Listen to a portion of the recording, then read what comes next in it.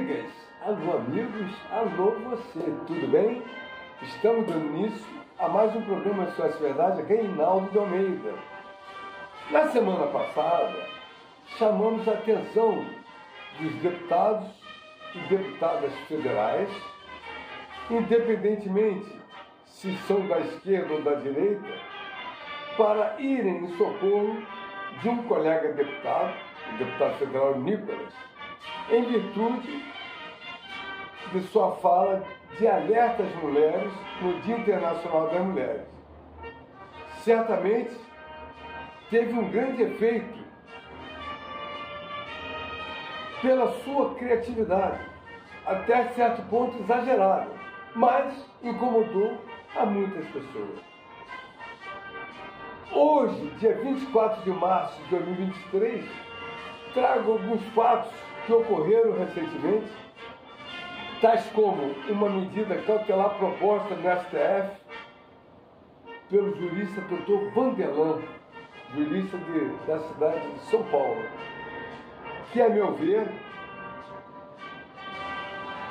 será o pontapé inicial para pedirem o impeachment do presidente, em razão da intervenção decretada por ele no domingo, dia 8 de janeiro.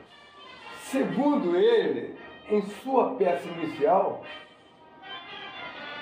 em juízo, aquele ato foi produzido antes de ocorrer a bagunça no Congresso Nacional, o quebra-quebra na Praça dos Três Poderes. Veja esse vídeo e tirem suas conclusões. Estou aqui em São José dos Campos, no escritório do Dr. Vanderlan de Carvalho, ele que é autor de uma ação cautelar preparatória pedindo prestação de informações e exibição de documentos a respeito daquele decreto de intervenção que o Lula fez no Distrito Federal. Então, primeiramente, doutor Vanderlan, veja, qual o objetivo com essa ação junto ao Supremo Tribunal Federal? Eu estava assistindo o noticiário pela TV Jovem Pan, naquele fatídico domingo, dia 8, quando a TV interrompeu a matéria feita que estava realizando lá em Brasília, mostrando o pessoal se deslocando da frente do QG, né, do quartel-general, e rumando à Praça dos Três Poderes. Parece que são 5,5 km, quase 6, e interromperam esse noticiário para mostrar o presidente lá em Araraquara, ou aqui em Araraquara, né, em que ele se manifestou, ladeado por 3 pessoas, e comentou os atos de vandalismo de Brasília que estavam sendo realizados naquele momento, né, o pessoal marchando lá para a Praça dos Três Poderes. E ele, depois do breve comentário, ele tirou do bolso um papel dobrado e justificou que, pelos fatos ocorridos com depredações, com vandalismo, ele tinha baixado um decreto de intervenção no Distrito Federal. Aí o senhor começou a desconfiar que algo estava estranho. Não é nem desconfiar.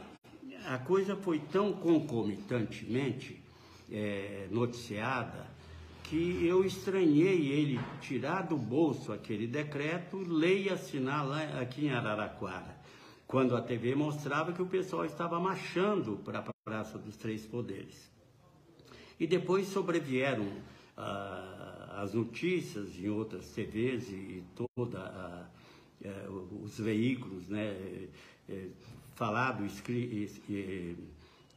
televisivos e rádios também.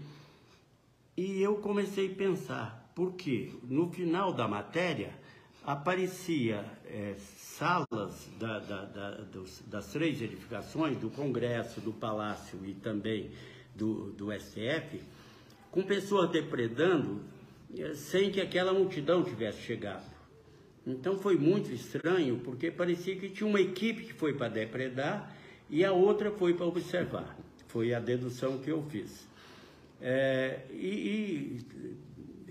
Removendo os fatos, eu entendi que estava, no mínimo, muito curioso o fato do decreto ter sido lido e assinado em Araraquara, e eu repito, concomitantemente aos fatos desenvolvidos no Distrito Federal, em Brasília. E eu ganhei 2 noites pensando nisso, e eu sou um advogado com 52 anos, advogando diuturnamente, com experiências em várias causas complicadas, complexas e até envolvendo fatos de muito questionamento, de autoindagação, e me veio à mente a necessidade de pedir esclarecimentos disso, até mesmo para auxiliar na investigação no âmbito criminal, que já tem mais de 2.000 pessoas presas, no âmbito civil, porque vai haver a necessidade de indenização, tanto que já tem muito empresário, muitas pessoas com bens bloqueados, e é o judiciário no todo que vai apreciar tudo isso, remetendo também a ajuda com essas informações, esses elementos e esses documentos ao próprio Legislativo, composto pelo Congresso, né? Câmara Federal e Senado Federal, que já acenam com a possibilidade, e eu entendo que é necessidade, de instalar uma CPI, e que parece-me que o Planalto é contra essa CPI. Só que a CPI é necessária, eu repito, porque ela vai ser apurada por pessoas honestas e desprovidas de espírito de corrupção ou de esconder fatos, né? E eu entendo que esses elementos serão muito importantes, porque no meu questionamento eu estou pedindo que o governo federal, na pessoa do presidente, informe em que máquina, né, o IP, que foi digitalizado aquele decreto, que aí vai apontar o horário em que ele foi digitalizado. Também a máquina em que foi impressa, se ela está instalada no Planalto, ou na residência oficial da presidência, ou em algum outro departamento, ou se foi remetida via Intelsat, ou via de WhatsApp, ou por e-mail, e impressa lá em Araraquara, porque esses fatos são muito relevantes e de suma importância nas investigações. Então, ao ler o decreto do presidente Lula, o senhor detectou que o decreto ele estava, digamos, não se tratava de um decreto que poderia ter sido escrito, digamos assim, na última hora, por acaso, né? Foi algo pensado o decreto, é isso? Um decreto muito bem redigido, muito bem fundamentado na Constituição e leis infraconstitucionais, até extravagantes, muito bem argumentado, e eu, como um profissional, operador do direito, com uma larga experiência de 52 anos militando diuturnamente, eu entendi que é uma peça que levaria necessidade de estudo para adequação dos fatos ao direito perquirido, né? E consubstanciado num decreto que inclusive destituiu o governador, fez uma série de imposições importantes, e que esse decreto não poderia ter sido feito em minutos, né? Então eu deduzi que esse decreto ele tem uma eiva de anterioridade, né? Algo pensado, né? Pensado é certeza, mas eu digo o seguinte, retroativo, né? Seria isso. E eu menciono na minha petição inicial, endereçada à presidente do Colendo STF, a ministra Rosa Weber, só que já foi distribuída ao ministro Roberto Barroso, e já está com ele desde o dia 23, só que parece-me que ele ficou viúvo esses dias, então ele está gozando de alguma pausa no trabalho, então possivelmente vai retardar. Mas eu espero que ele, com consciência, com acuidade e com muita responsabilidade, ele leia a minha petição e que possa deferir os meus pedidos. E nessa petição eu já estou informando que tão logo receba os primeiros informes, ou melhor, o primeiro despacho, e mesmo antes das informações, eu estou dizendo que eu vou remeter cópia do inteiro teor do processo ao ministro da Justiça, Fábio Dino, ao titular da pasta de defesa, José Múcio Monteiro Filho, ao senador Marcos Duval, que já fez alguns pedidos a respeito, e que na apuração do pedido dele, toda a informação e toda a prova será útil, e que também endereçarei ao Congresso Nacional, na pessoa dos ilustres presidentes da Câmara Federal e do Senado Federal, e a todos os líderes e presidentes de todos os partidos, e aos 48 órgãos oficiais que a ABIN, na véspera, avisou que ia ter esse vandalismo. E não houve providência nenhuma a obstar o vandalismo. Ao contrário, parece que houve facilitação, porque é o que consta até agora nas apurações que eu tenho acompanhado, a guarda palaciana não estava presente. E eu entendo que lá o costume e a obrigação seria ela presente no palácio 24 horas, ou seja, revezam em turnos, né? E não havia ninguém. E mais, na apreensão de 13 ônibus, esse número me é muito curioso, né? Em Minas Gerais, havia pessoas dentro do ônibus que foram também presas com bomba molotov, com estilingues e até com senha de ingresso nos prédios adentrados, né? E um outro fato curioso, toda a quebra de vidros ela é de dentro para fora. Então não se quebrou o vidro para adentrar os prédios.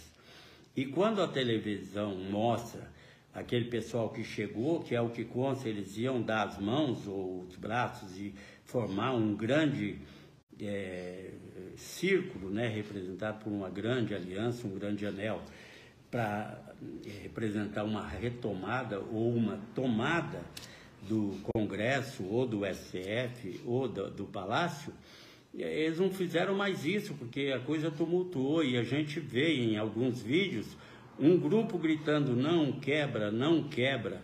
Então as circunstâncias todas envolvendo isso me fez pensar 1 quilômetro na frente do meu nariz. E esse foi o motivo pelo qual eu faço esse pedido e reitero que eu, através da imprensa, através do povo, eu gostaria que chegasse essa reivindicação extraprocessual ao ministro Roberto Barroso, para que ele deferisse e até acatasse o meu prazo de 5 dias, que é muito suficiente para informar o que eu estou pedindo, ou seja, qual a máquina, quem redigiu,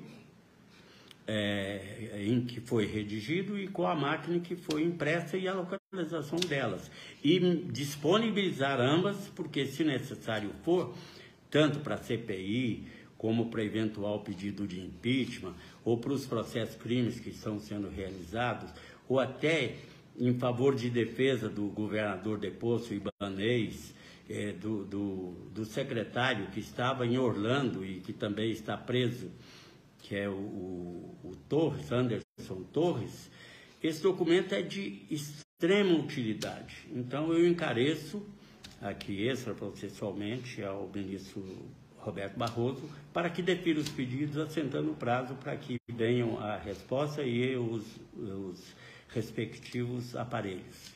A partir destas respostas que forem enviadas, que forem, digamos, enviadas ao Supremo Tribunal Federal e aí tornar-se público, poderão surgir também novos encaminhamentos a partir daí, porque vai revelar os detalhes da produção desse ato de intervenção. É isso, doutor? Exatamente. E como é uma medida cautelar preparatória, para algum tipo de procedimento novo que eu próprio poderei ajuizar, inclusive uma ação popular, entendeu? Aqueles que propiciaram o vandalismo, a quebradeira, porque o prejuízo foi muito grande. Qual o valor estimativo, moral daquele relógio que o fulano quebra, com a camisa inclusive diferente da que ele viajou para lá, né? E depois ele pega um extintor de incêndio, joga no vidro, o extintor não consegue quebrar o vidro, ele vai pegar outro. Isso tudo é um prejuízo muito grande. E se chegarem aos responsáveis, com certeza eu ajuizarei uma ação popular, se for pessoal de governo, para recuperar esse prejuízo. E mais, eu também mencionei na minha petição inicial que eu enviarei cópias para as pessoas e os órgãos que eu já fiz, até para que, se algum deles quiser me assistir litisconsorciamente no polo ativo ou ao presidente no polo passivo, que possam fazer, porque a lei brasileira ela permite o ingresso de terceiros interessados no resultado de uma ação, ou em favor do autor, no caso o litisconsórcio é ativo, ou em favor do réu, o litisconsórcio então seria passivo. Então é muito abrangente esse meu pedido, ele não pode ir para a gaveta, não. Ok, então, foi acho que bastante esclarecedor, e a atitude que o senhor tomou, digamos, bastante corajosa, né? E nós precisamos, de fato, de pessoas que tenham disposição, inclusive, de correr os riscos, né? Porque ao enfrentar exatamente esse grupo que está no poder, todos nós sabemos dos riscos que as pessoas estão correndo, né? Estão se expondo de forma bastante, digamos, perigosa, mas eu, da minha parte, meus parabéns pela coragem, pela determinação, e vamos ver no que isso vai dar. Eu agradeço, e realmente você abordou um fato, um aspecto muito importante. Eu ganhei, para alguns eu falo que eu perdi, 2 noites de sono, pensando em fazer isso, a partir do momento em que eu notei que havia muita nebulosidade, muita curiosidade no ar. Depois que eu me convenci que caberia o procedimento, e até mentalizei a petição inicial, aí veio a grande dúvida. Corro risco? Me aconselhei com várias pessoas, 99% me desestimularam, procuraram me dissuadir. Mas eu consultei a minha consciência e hoje eu tenho um neto, que é o único, de 1 ano e 5 meses, vai fazer depois de amanhã. E por ele eu entendi que eu deveria agir sim. E agi, e estou agora exposto ao que der e vier. Ok, muito obrigado pela entrevista aqui na nossa live. Depois eu vou replicar isso aqui em vários canais que eu disponho, né? Com todo esse tempo aí. Então, mais uma vez, muito obrigado ao Dr. Vanderlande de Carvalho, que estou aqui no escritório dele. Aliás, um escritório bastante bonito, né? Bonito, aqui na cidade de São José dos Campos. Um grande abraço a todos, um abraço ao Alan José Maran, que está acompanhando aqui, a Mirna também, e até a noite com mais vídeo que eu vou postar. Me acompanhe no Quai Itamar Silveira, também no Instagram Itamar F. Silveira, onde eu posto vários vídeos todos os dias. Obrigado e até. Ocorre que, ao que tudo indica, outras medidas deverão serem propostas diante das falácias impensadas do nosso presidente, como é o caso dessa entrevista dada por ele aos jornalistas da blog Petista Brasil 247, quando assim se expressou, soltando essas pérolas. Tudo está bem, só vai dar bem quando eu for esse Moro. Vocês cortam essa palavra, Só estou aqui para me vingar dessa gente. Vejam esse vídeo e tirem suas conclusões. Não está tudo bem, só vai estar bem quando eu foder esse Moro. Sabe? Não, vocês cortam a palavra foder aqui. Não, é quando eu falava assim, olha, quando eu tô aqui para me vingar dessa gente. Vamos agora ao nosso momento musical com o show de uma jovem violinista. Vejam só.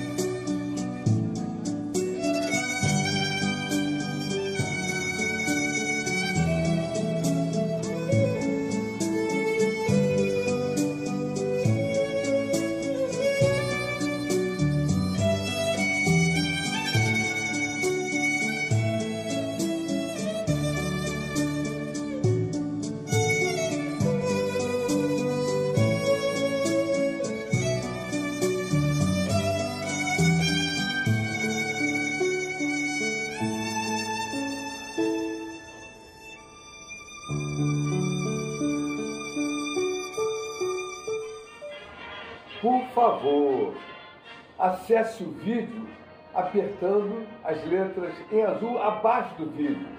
E dessa forma você estará acessando direto ao YouTube e poderá se inscrever nesse canal prestigiando, ok? Na esperança de que vocês tenham gostado desse programa, até a semana que vem e um beijo no seu coração. Tchau.